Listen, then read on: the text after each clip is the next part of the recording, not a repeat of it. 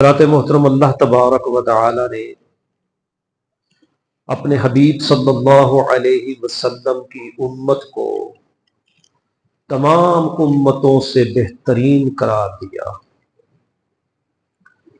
سیدنا آدم علیہ السلام سے لے کر نبی رحمت صلی اللہ علیہ وسلم تک جتنے بھی نبی آئے، ان کی امتوں میں سب سے بہترین جو امت ہے وہ اللہ کی رحمت کے ساتھ وہ ہے جس میں میں اور آپ شامل ہیں۔ نبی رحمت صلی اللہ علیہ وسلم کی امت سب سے بہتر۔ اللہ تبارک و تعالیٰ فرماتے ہیں کہ تم بہترین امت ہو کب؟ جب چار چیزوں کا اہتمام کرو گے، چار چیزوں کے اوپر تمہاری پابندی ہوگی تو تم کائنات میں سب سے بہترین امت ہو۔ اگر ان چار کاموں کو یا ان میں سے کسی ایک کو بھی چھوڑ دو گے تو تمہارا وہ بہترین ہونے کا جو اعداد ہے تم سے چھین لیا جائے گا، اسفل سافلین، بلکہ تم نچلوں سے بھی نچلے ہو جاؤ گے۔ اللہ تعالیٰ فرماتے ہیں کہ میں نے تمہیں بہترین بنایا، اب کچھ تمہیں اختیار دیا ہے، اس اختیار کے ذریعے اگر تم اپنے آپ کو قائم رکھو گے تو میں کائنات کا رب کہتا ہوں کہ تم سے بہترین امت کائنات میں کوئی نہیں۔ نبیوں کے بعد سب سے زیادہ مرتبے اور مقام والے تم لوگ ہو گے۔ وہ چار کام کون سے ہیں؟ ان میں سے سب سے پہلا جو کام ہے، اگرچہ آیت کے ترتیب کے لحاظ کے وہ سب سے بعد میں آیا، لیکن وہ سب سے پہلا کام ہے تؤمنون باللہ، اللہ پر ایمان لانا، اللہ تبارک و تعالی کی ذات مبارکہ پر توکل، ایمان اس قدر پختہ ہو کہ بندے کی نگاہ میں عبادت کے لیے، ریاضت کے لیے اور کوئی ہستی جچتی ہی نہ ہو، کیونکہ اور کوئی اس لائق ہے ہی نہیں۔ اللہ تبارک و تعالی کی ذات پر اس قدر بھروسہ ہو کہ وہ میرے سارے کاموں کو بنائے گا،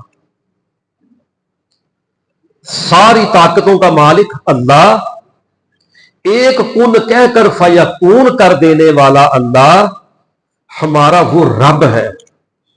ہم اس کے علاوہ کسی اور کو حاجت روا، مشکل کشا ماننے کے لیے کسی حال میں تیار نہیں ہے، اور کوئی ہے ہی نہیں اس لائق۔ وہ قیامت کے دن کا مالک ہے، وہ ہماری ایک ایک سانس کا مالک ہے، ہماری ہر ایک چیز کا مالک ہے۔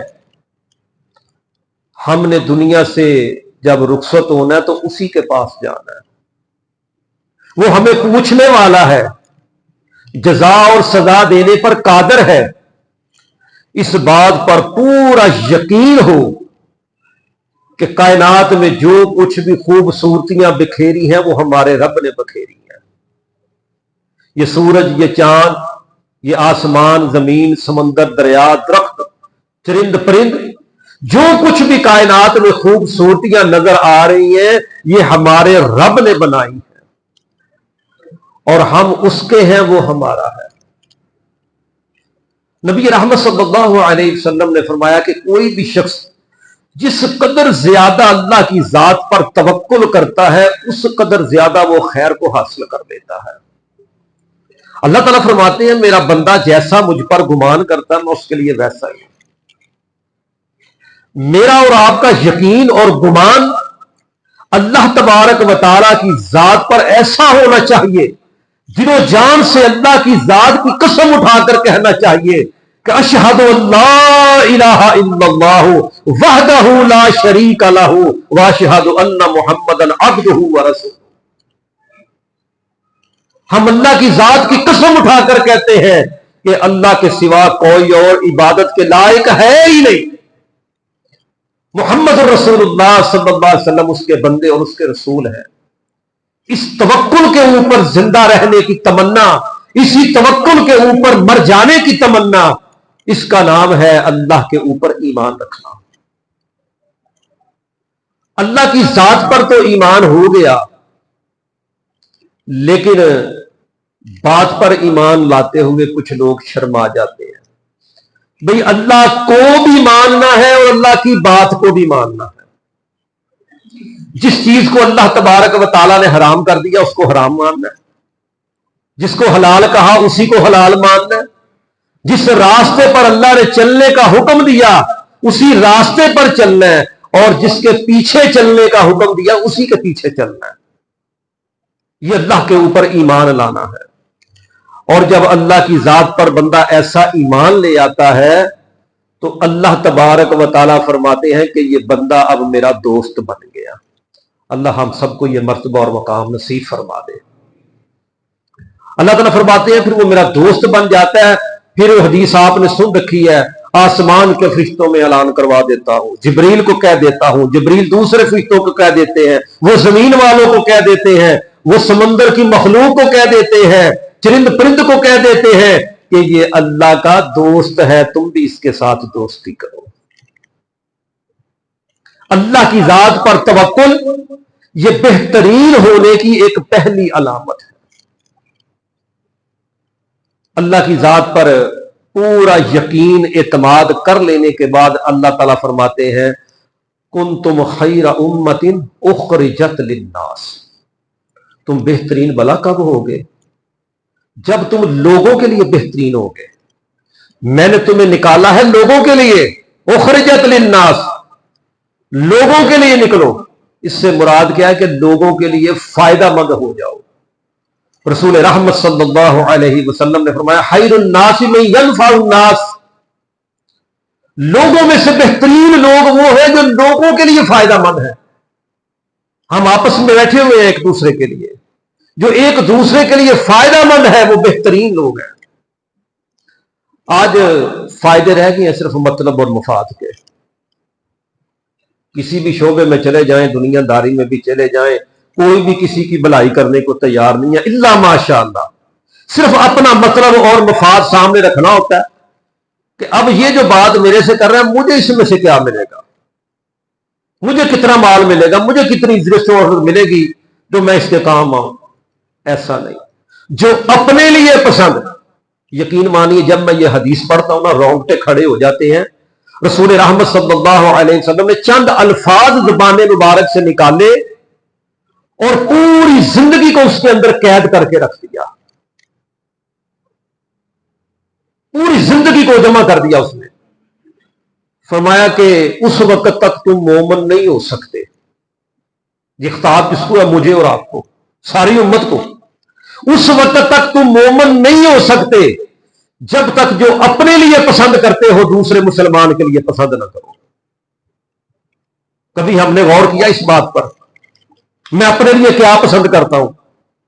آتے جاتے لوگ میری عزت کریں، کیا میں سب کی عزت کرتا ہوں؟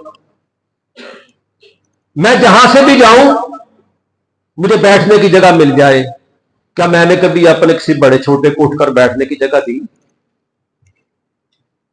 مجھے کبھی اذیت نہ پہنچے، کیا میں لوگوں کو اس سے محفوظ رکھتا ہوں؟ کوئی بھی چیز لے لیں، میرے گھر کا ماحول بڑا اچھا رہے، میری بہو بیٹی سکون سے رہے، کیا جس کی بیٹی کو میں اپنے گھر میں لایا ہوں اس کو سکون دیتا ہوں؟ میرے ماں باپ کو کبھی کوئی گالی نہ دے، کیا میں نے بھی اپنی زبان پر کبھی کنٹرول کیا؟ میں جو کروں ٹھیک ہے، اگر کوئی کچھ کرے تو اس کے اوپر میں تبرے شروع کر دوں، ایسا ایمان نہیں ہوتا۔ رسول رحمت صلی اللہ علیہ وسلم نے فرمایا ایسا بندہ کون سا مسلمان ہے؟ کیا ہے اس کے پلے؟ کچھ بھی نہیں ہے، خود کو سمجھ رہا میں مسلمان ہوں، جس کو جب چاہے ذلیل کر دے، جس کو جب چاہے جھوٹا کر دے۔ کیا میں یہ پسند کرتا ہوں کہ مجھ سے کوئی غلطی ہو جائے مجھے کوئی گالی دے؟ میں یہی پسند کرتا ہوں کہ اگر مجھ سے کوئی غلطی ہو جائے وہ بندہ میرے پاس آئے، مجھے دیکھے، بڑے پیار سے ادب سے میری عزت بھی کرے اور مجھے سمجھائے بھی۔ تو جب کوئی ایسا کرتا تو میں کیوں اس کے ساتھ ایسا نہیں کرتا؟ مجھ سے غلطی ہو جائے مجھے کوئی کچھ نہ کہے، میں جس کو جو مرضی کہہ دوں۔ ایسا لوگوں کو فائدے دینے والا نہیں ہوتا، اذیت دینے والا ہوتا ہے، ایسا بندہ اللہ کو پسند نہیں ہے۔ فرمایا جو لوگوں کے لیے بہتر ہے وہ سب سے بہتر ہے، اور نبی رحمت صلی اللہ علیہ وسلم کا بڑا ہی پیارا فرمان، فرمایا کچھ لوگوں کو تو اللہ تعالیٰ نے پیدا اس لیے کیا کہ وہ لوگوں کی خیر خواہی کرتے ہیں۔ بڑے لوگ ایسے اتنے اتنے رحم دل، محبتیں کرنے والے، انہیں پتہ چل جائے کہ یہ بندہ نیک ہے، صالح ہے، یقین مانے کہ اتنی عزت دیتے ہیں۔ کوئی مشکل آ جائے، ان پر پریشانی آ جائے، اپنی ضرورت کو روک کر، آج کے وقت میں بھی ایسے لوگ ہیں۔ فرمایا کہ یہ لوگ بہترین ہیں، ان کے دلوں کو اللہ نے بڑا نرم بنایا ہوگا، یہ لوگوں کو فائدہ دیتے ہیں، اور پھر ان کی حفاظت بھی اللہ کرتا ہے۔ اگر کوئی درخت گھنا ہو، چھاؤں دے رہا ہو، ٹھنڈک دے رہا ہو، اس کے نیچے کوئی بیٹھنے کی جگہ ہو، تو کیا اس درخت کو کوئی کاٹے گا؟ سب کہیں گے نہیں، اس کو لگا رہنے دو، بلکہ جو اس کے نیچے گندگی پھیلائے گا لوگ اس کو برا بھلا کہیں گے۔ اسی طرح اس انسان کی مثال ہے جو لوگوں کو فائدے دیتا ہے، لوگوں کے لیے خیر چاہتا ہے، بلائی چاہتا ہے۔ فرمایا بہترین تم تب ہوگے جب لوگوں کے لیے فائدہ مند ہوگے۔ اچھا، اب کچھ لوگ ایسے ہوتے ہیں کہ باہر لوگوں میں دوست احباب میں ملتے جلتے ہیں تو بڑے اچھے، بڑا اچھا اخلاق، بھائی جان کیا حال ہے، ٹھیک ہے، سینے سے لگاتے ہیں، چائے پانی کھانا، آ جاؤ، بڑی محبت۔ لیکن جب اپنے گھر میں داخل ہوتے ہیں تو گھر والوں کے لیے سخت ہوتے ہیں، بیوی کو ویسے سختی سے، بچوں کو ڈانٹتے ہیں۔ ایسا بندہ بھی اللہ کو پسند نہیں کہ گھر والوں کے لیے سختی۔ جی اگر اس پر سختی نہ کرے تو یہ بگڑ جاتے ہیں۔ بھئی کیوں بگڑ جاتے ہیں؟ تربیت اچھی کرو نا، تم بگڑے گے کیوں؟ نبی رحمت صلی اللہ علیہ وسلم نے جن کی تربیت کی تھی کیا وہ بگڑ گئے تھے؟ کسی ایک سے بھی سختی کی تھی؟ نہیں، ایسا کیا تھا۔ صحابہ کا عمل بھی یہی ملتا ہے، اولیاء اللہ کا بھی عمل یہی ملتا ہے کہ محبت کے ساتھ اصلاح کرتے تھے، سختی کے ساتھ نہیں۔ باہر لوگوں سے ملتے ہیں تو بڑی محبت سے، لیکن گھر میں جاتے ہیں تو پھر ماتھے پر کیوڑیاں، بیوی کو جھڑکیں، بچوں کو گالیاں۔ ایسا نہیں ہونا چاہیے۔ رسول رحمت صلی اللہ علیہ وسلم نے فرمایا تم میں سے بہترین وہ ہے جو اپنے گھر والوں کے لیے بہتر ہے۔ خیرکم لأہلی وانا خیرکم لأہلی۔ رسول رحمت صلی اللہ علیہ وسلم نے فرمایا تم سے بہترین وہ ہے جو اپنے گھر والوں کے لیے بہترین ہے، اور پھر اپنا فرمایا میں اپنے گھر والوں کے لیے سب سے بہترین ہوں۔ ازواج مطہرات رضی اللہ عنہ فرماتی ہیں کہ نبی رحمت صلی اللہ علیہ وسلم نے کبھی بھی گھر کے معاملے میں ہمیں جھڑکا نہیں تھا، کبھی کھانے میں نقص نہیں نکالا تھا، کبھی کسی معاملے میں آپ نے ہم کو جھڑکا نہیں تھا۔ محبت کے ساتھ، نرمی کے ساتھ زندگی گزارتے تھے۔ لوگوں کے لیے فائدے مند بن جانا یہ اللہ تبارک و تعالیٰ کی طرف سے ایک بہت بڑی نعمت ہے۔ جن کے دلوں میں سختی ہوتی ہے نا، وہ اس نعمت سے محروم ہے۔ نرمی، رحم دلی، لوگوں سے محبت کرنا، یہ اللہ تبارک و تعالیٰ کی طرف سے ایک نعمت ہے۔ جس طرح گھر نعمت ہے، کاروبار نعمت ہے، اولاد نعمت ہے، اسی طرح زبان میں مٹھاس، دل میں سچائی، اچھا اخلاق، لوگوں کے ساتھ محبت بات کرنی، یہ بھی اللہ کی طرف سے ایک نعمت ہے۔ اللہ تعالیٰ یہ نعمت بھی ہم سب کو عطا فرما دے۔ اس کے علاوہ اور بہت سے اچھے کام لوگوں کی بھلائی کے لیے، کوئی رفاع عامہ کا کام کر دینا، کوئی غریب آدمی ہے کسی کے گھر میں راشن ڈال دینا، کسی کی مصیبت کو دور کر دینا، جتنا اللہ نے آپ کو اختیار دیا ہے اس میں سے اس کو کچھ مال دے دینا، اس کے مشکل میں کام آ جانا، یہ بہترین لوگوں کی نشانیاں ہیں۔ اور کوشش کرنی چاہیے کہ اللہ کے دیے ہوئے مال میں سے اپنے خاندان میں سے لوگوں کو ڈھونڈیں، رشتہ داروں میں سے ڈھونڈیں، ہمسایوں میں سے ڈھونڈیں۔ اگر کوئی ایسا شخص جو اذیت میں مبتلا ہو اور آپ کی تھوڑی سی توجہ سے اس کی وہ اذیت ختم ہو جائے یا کم ہو جائے تو آپ ضرور اس کے ساتھ تعاون فرمائیں۔ پھر اللہ تعالیٰ کہتے ہیں تم بہترین ہو، تم اچھے ہو، کیونکہ تم نے کام وہ کیا ہے جو میں نے کہا تھا۔ اللہ تبارک و تعالیٰ مجھے اور آپ کو پوری امت کے لیے بہترین بنا دے۔ اب تیسرا جو کام ہے وہ اللہ تبارک و تعالیٰ فرماتے ہیں تأمرون بالمعروف، تم نیکی کا حکم دیتے ہو. اچھی امت، نیک اور صالح لوگوں کا کام کیا ہے کہ وہ لوگوں کو خیر کی طرف بلاتے ہیں، نیکی کی دعوت دیتے ہیں. چلو بھائی آؤ نماز پڑھنے چلے، نماز پڑھیں. آپ کی عمر کتنی ہو گئی؟ کہتا 40 سال، کاروبار ٹھیک، گھر بھی اپنا. بھائی آپ نے حج کر لیا؟ وہ نہیں جی ابھی گنجائش نہیں کی. بھائی حج کے لیے جائیں، ترغیب دیتا ہے، عمرے کے لیے جائیں، حج کے لیے جائیں، نیکیاں کریں، دین کو پھیلاتا ہے. اس کو اللہ کے دین سے اتنی محبت ہے کہ اس کی تمنا یہ ہوتی ہے کہ جو بھی مجھے ملے میں اس کو اللہ کا دین پہنچا دوں. اور نبی رحمت صلی اللہ علیہ وسلم کا فرمان ذرا توجہ سے سنیے. فرمایا کہ دین کی بات پھیلانے کے لیے کوئی بہت بڑی ڈگریوں کی ضرورت نہیں ہے. بلغوا انی ولو آیہ، اور تمہیں ایک آیت قرآن پاک کی آتی ہے وہی کسی کو سنا دو. ایک حدیث رسول اللہ صلی اللہ علیہ وسلم کی تمہیں یاد ہے وہ کسی کو سنا دو، یہ تم پر لازم ہے. ہم نے آج یہ سمجھ لیا کہ جو مولوی ہوتا ہے نا جی، ممبر پہ کھڑا ہونے والا، پھٹی پہ بیٹھ کے درس دینے والا، بس یہ صرف اس کا کام ہے. ہمارا کام یہ ہے کہ ہم آئیں، سنیں، وہ بھی اللہ ماشاءاللہ اگر توجہ ہو تو ٹھیک ہے، وگرنہ بیٹھے تو گئی ہے نا، سنیں اور چلے جائیں. بس یہی ہمارا کام ہے. اور کوئی تو سنتے سنتے ساتھ ساتھ نکالی جاتے ہیں، ادھر سے سنا ادھر سے نکال دیا. کسی کو مسجد کی حد تک یاد رہ گیا، کسی کو 1-2 دن یاد رہ گیا اور بھول گیا. بھئی ایسا نہیں ہونا چاہیے.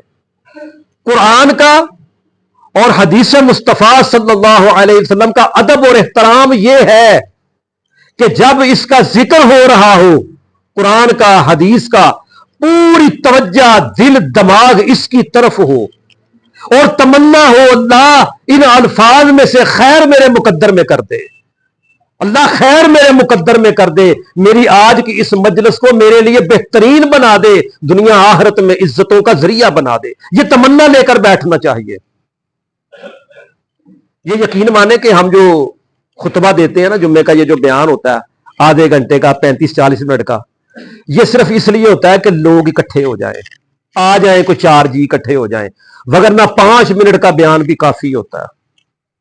5 منٹ کی بات بھی بہت بڑی بات ہوتی ہے کہ لوگ آ جائیں، 5 منٹ اللہ اور اللہ کے رسول کی بات سنیں، پھر پورا ہفتہ اس کو اپنے ذہن میں پکا کرے، اس پر عمل کرے، پھر اگلے جمعے آ کر نئی بات اور لے کے جائیں اور پاکیزہ زندگی گزارتے رہیں.